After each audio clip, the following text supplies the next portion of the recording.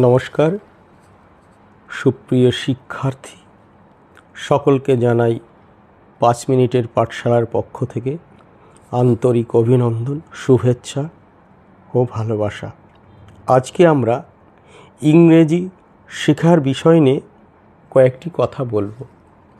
আমরা প্রতিনিয়ত আমাদের চারিপাশে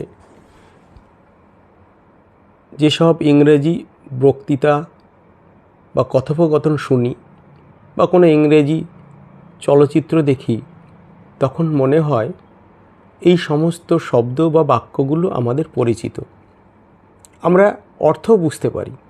হ্যাঁ, আমাদের এই সব পরিচিত শব্দ দিয়েই কিন্তু ইংরেজিতে কথা বলার অভ্যাস করতে হবে। আমরা ইংরেজি সাবলীলভাবে পড়তে ও লিখতে পারি, কিন্তু অনেকেই বলতে পারি না। আবার অনেকে ভাবি ছোটোবেলায় সেই ইংরেজি শেখা হয়নি, এই বয়সে আর ইংরেজি শেখা যাবে না। এটা একদমই ভুল কথা। ভাষা শেখার কোনো বয়স হয় না। আপনি এখনও সক্ষম কিছু শেখার জন্যে। সত্যটা হলো কি জানেন তো, আপনি এখনও শিখতে পারবেন। আপনি 5 মিনিটের পাঠশালার সঙ্গে থাকুন, প্রতিনিয়ত আমাদের কথাগুলো আয়ত্ত করুন, দেখবেন আপনি অনায়াসে ইংরেজিতে কথা বলতে পারবেন। আমরা অনেকেই ইংরেজি অর্থ বুঝি, সাবলীলভাবে উচ্চারণ করতে পারি, কিন্তু বলতে পারি না। এর একমাত্র কারণ কি জানেন? আমরা ইংরেজি বলতে ভয় পাই। আর এই ভয় দূর করতে হলে প্রতিনিয়ত ইংরেজি বলা অভ্যেস করতে হবে। মনে রাখবেন, আপনি ইংরেজি একটা ভাষা শিখছেন, তাছাড়া অন্য কিছু নয়।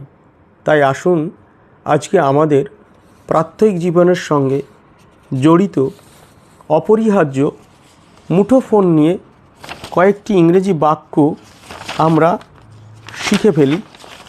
এইরূপ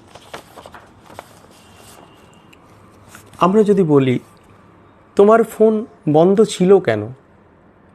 why was your phone switch off? আমার ফোনটি সকাল থেকেই বন্ধ ছিল। My phone was off since the morning. তোমার কথা কেটে কেটে আসছে। Your voice is breaking up. আমি ফোনটা কেটে আবার করছি। I will hang up and call you again. আমি তোমাকে গতকাল ফোন করেছিলাম। I called you yesterday. আমার ফোন চার্জ প্রায় শেষ। My phone is almost out of charge. আমার ফোনে এখন 20% চার্জ আছে।